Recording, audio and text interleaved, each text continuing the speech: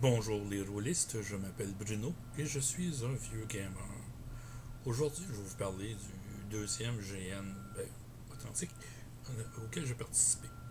Euh, Après avoir fait les médiévales du Mont Saint-Anne, autant monter l'événement, participer que démonter, euh, je m'étais fait une copine, Alexandra, qui, elle faisait souvent des grandeurs nature, je pourrais dire, dans sa région de Gatineau. Euh, Ça y a manqué après un petit bout, fait que l'année d'après, elle s'est organisée en ligne pour trouver un endroit dans la région qui en organisait un et qui était dans notre budget, puis qu'on était capable d'avoir un transport. Parce qu'on n'avait pas d'automobile. Euh, une chance. Disons, une de ses tantes lui a donné une tente qui avait servi au rallye des gazelles. Et il y avait encore du sable, du Sahara dedans. C'est comme, ah! Et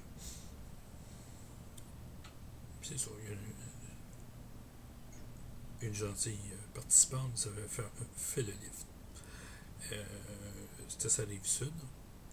On a disons, appelé ces paysages en montant là, le vendredi.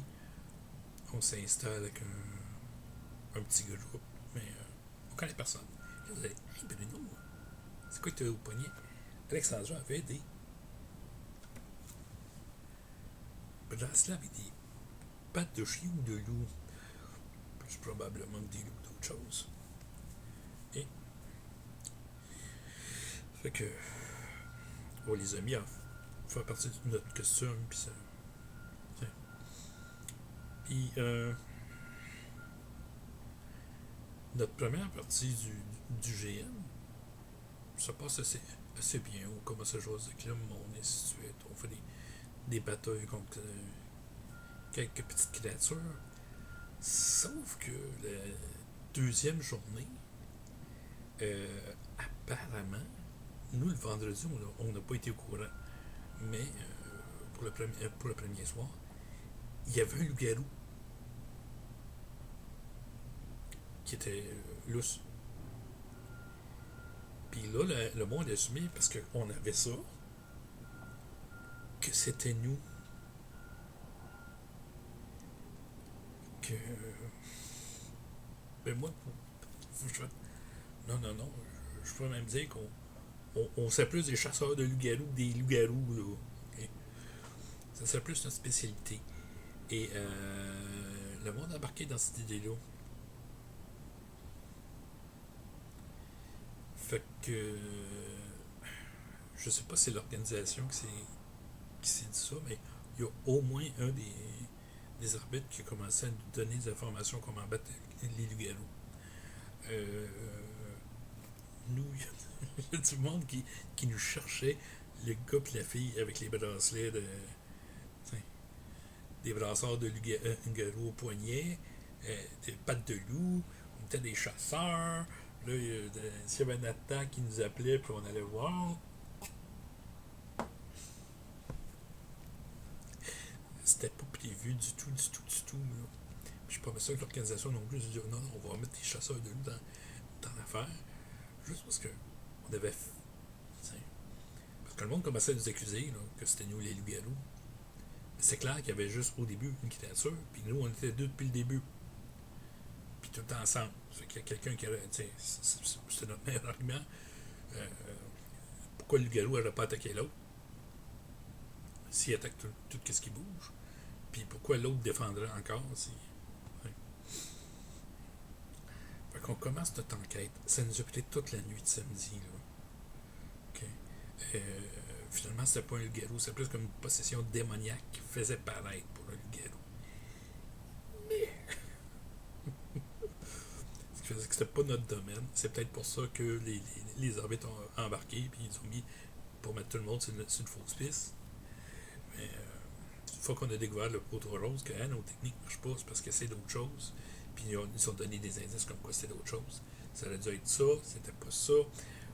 je n'ai pas tous les détails, parce qu'il pourrait l'utiliser encore un scénario de même. Là. C'était pas la grosse histoire du géant, mais c'en était une. Ils nous ont mis à.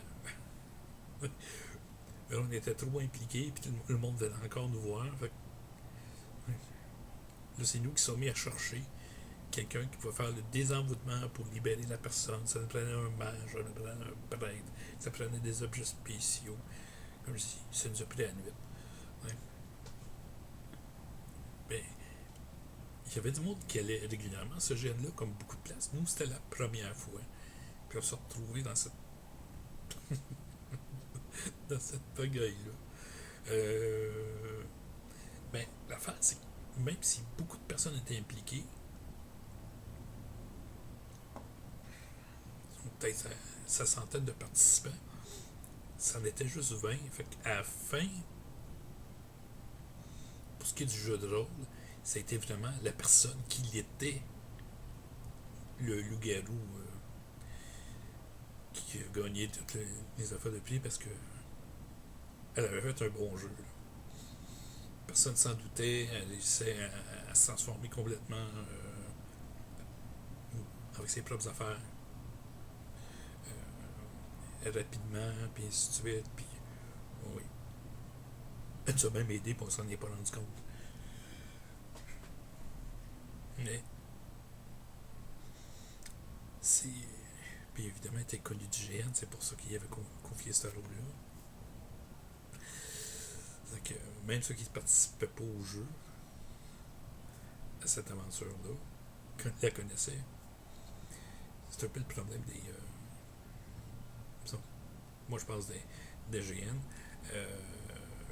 Il y en a qui ont tendance à se laisser influencer par qui connaissent et qui connaissent pas. T'sais. Mais d'un côté, tu sais qu'une personne joue bien, puis l'autre que tu n'en entends jamais parlé, pour qui tu voterais. Puis ben, il y avait une aventure principale en dehors de ça, là, qui elle avait impliqué comme vraiment la moitié du GN. Puis c'est ces personnes-là qui ont gagné je pensais, la mention des meilleurs joueurs. Mais c'est sûr que quand ça fait 5-10 ans que tu joues le même personnage, t'es plus dedans. C'est un peu un combo de ma carrière de rôliste que j'ai mis dans mon chasseur de loup-garou. Ouais. Alexandra, c'était toute son expérience en GN qu'elle a mis, mais. Ouais. Simple confusion, là. Pour des accessoires. Mais. Oui. Ma question, c'est est-ce que ça vous est arrivé dans des aventures, surtout des GN, d'être confus pour quelque chose d'autre, puis d'avoir à défendre votre innocence? Vous êtes accusé de quelque chose qui vous impliquait pas. C'est pas évident. Mais, oui. Pas si confortable que ça pour passer toute la fin de semaine. Ça n'a pas été. C'était pas évident. Évidemment, on a manqué un petit peu de sommeil entre le samedi et le dimanche. Mais c'est tout à la question quand tu dors dans un endroit. Conseil camping comme ça, là. Absolument, ça prend 2 jours à t'adapter à l'endroit où tu dors. Aux pluies, aux orientations, et ainsi de suite. Aux odeurs. Fait que. Ouais. Découragez-vous pas, changez pas votre tente de place. Vous pouvez changer votre lit s'il y a une racine ou quelque chose de genre, là, mais. Essayez de garder l'endroit, ça va pas vous aider de l'ailleurs. Moi, bien sûr que c'est un voisin qui ronfle.